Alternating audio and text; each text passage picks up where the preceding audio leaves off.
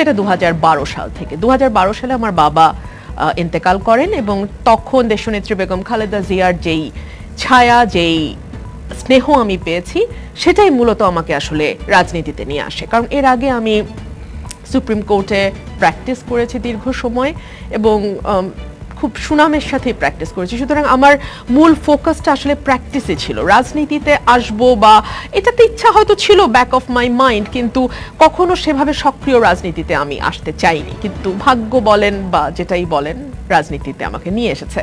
আমার শুরুটা হয় ফরেন অ্যাফেয়ার্স কমিটির একজন সদস্য হিসেবে, এবং সেই সময়ে ফরেন অ্যাফেয়ার্স কমিটিতে মাত্র 8 জন সদস্য ছিলেন, 8-9 জন সদস্য ছিলেন। তারা প্রত্যেকেই either very senior diplomats or very senior x secretary, foreign secretary, অথবা পররাষ্ট্রমন্ত্রীর দায়িত্ব যারা পালন করেছেন, এরকম ওনাদের মানে কমিটিতে ম্যাডাম আমাকে রাখেন। এবং আমি এত জুনিয়র, আমার এখন